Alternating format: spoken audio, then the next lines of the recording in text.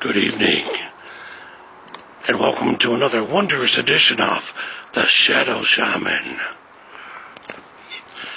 This time, I'd like to talk about my favorite subject, shadow beings. Lately, it seems that everybody seems to see them.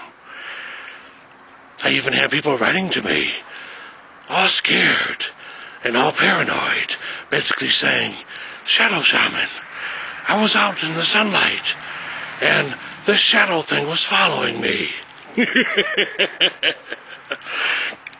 Well, of course your shadow was following you, especially if you happen to be in broad daylight. Unfortunately, there are some shadows that don't require a physical presence in order to exist. Sometimes they're seen at night. Peripherally, in a corner of your vision, you'll see one. Usually that appears to be the silhouette of a human being that's just standing along the wall, usually watching you, analyzing, studying you. And of course, what really makes a shadow freaky sometimes, they don't say a word. Oh, but I'll tell you, shadow beings can be quite unnerving. Many people have described them as having glowing red eyes, sometimes green, sometimes white, sometimes yellow. But the one thing that all people seem to agree upon is the fact that they can move at tremendous speeds.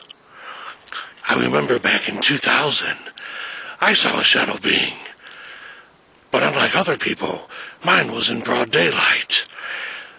And at the same time, 3 dogs that were owned by the homeowner in question had pursued it. So basically, it wasn't a figment of my imagination. But it was fascinating to watch. It was in the corner of a yard, and basically, it kept shifting back and forth until I had noticed it. And then it stopped, turned to its side, and ran what I appeared to be approximately 30 miles per hour across a 300-foot yard and just went through a barbed wire fence and vegetation. It was the most fascinating thing I've ever seen. It was exhilarating and yet very terrifying.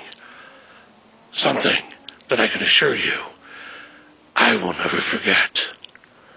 And for many people out there who experience shadow beings, I can relate to them, having actually had numerous encounters with them through the years. They are quite, well, incredible to behold. In fact, I've had this argument with many other leading explorers and researchers of the paranormal, where I have made the suggestion that they should not be regarded as apparitional, but actually should be seriously considered as a unique species of this planet. But the true question is, what are they really? Are they truly an intelligent species? Or are they something more? Someday, we may all find out.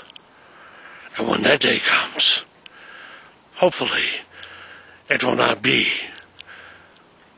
the survival of the fittest, because if they are a species, let us hope that someday that our two species never have to compete for the same resources, because if that ever happens, rest assured, we would lose.